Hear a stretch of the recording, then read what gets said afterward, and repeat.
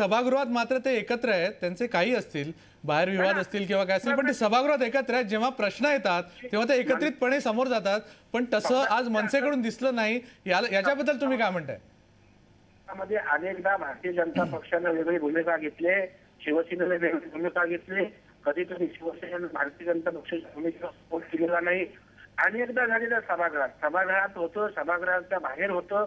त्याच्यामुळे त्यांची एकवाक्यता काय ते तुम्ही त्यांचं विचारून घ्या. आमच्या पुढचं म्हणाल तर आमचा अहंकार, आमचा अभिमान यापेक्षा महाराष्ट्रातले प्रश्न लोकांचे महत्वाचे आहेत. आणि विरोधी पक्ष म्हणून जेव्हा जेव्हा तिथे लढावं लागेल त्यावेळेला रामदासजी काय म्हणाल की हे म्हणतात की त्यांच्यात आहे आणि ते समक्ष आहेत, पण ज्या पद्धतीने तुमच्यात एक वाक्यता नाहीये असं ते वारंवार म्हणतात, ते असं का म्हणतात? मी पुन्हा मी पवन भाऊंना सांगेन, ते एक जबाबदार आता मनसेचे नेते आहेत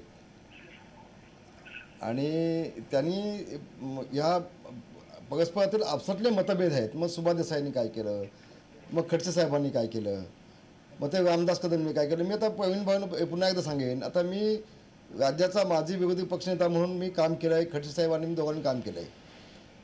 पण आता जे चहापान असतं विरोधी पक्षाचं नेत्यांचं खडसेंच्या बंगल्यावरती, त्याचं निमंत्रण मलाही नसतं ना. आता ते काम आमच्या नेत्यांचं असतं, खरं तर खडसे साहेबांचं काम नाही, ते मला कल्पना आहे त्याची. आता उद्या आणखी खडसे आणि रामदास कदम याच्यामध्ये मतभेद असं आणखी उद्या बातमी यायला नको म्हणून खुलासा करतोय मी.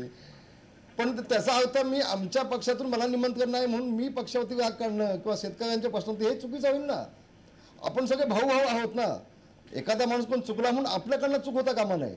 आपल्या सगळ्यांचं उद्दिष्ट, आपल्या सगळ्यांचं ध्येय एकच आहे की कुठल्याही परिस्थितीमध्ये महाराष्ट्राच्या जनतेला न्याय मिळवून देणं. आपण सगळ्यांनी एकत्र येऊन भांडून या सरकारच्या घशातून काढून पैसा आणून देणं हे आपलं सगळ्यांचं काम आहे. चार भिंतीच्या आतमध्ये बसून विरोधी पक्ष म्हणून एकमेकाचे मतभेद जे काय आहे ते बसून मिटू शकतो. आपण चार भिंतीच्या आतमध्ये भांडू शकतो, एकमेकाकडे हक्काने भांडू शकतो. पण त्याचा राग त्यांनी देसाई पुढे गेले, त्यांनी खडसे साहेबांना बोलवलं नाही म्हणून आणखी देसाई साहेबांनी खडसे साहेबांचे वाद लावून द्यायचे किंवा आम्हाला त्यांनी बोलवलं नाही म्हणून आमचे आपसामध्ये. बरोबर आहे. एकूणच आपापसातले वाद इम्पॉर्टंट नसून आपण काय प्रश्न मांडतो तो इम्पॉर्टंट आहे. आणि त्या सगळ्या गोष्टीत मनसेची साथ दोन्ही विरोधी पक्षांना आहे का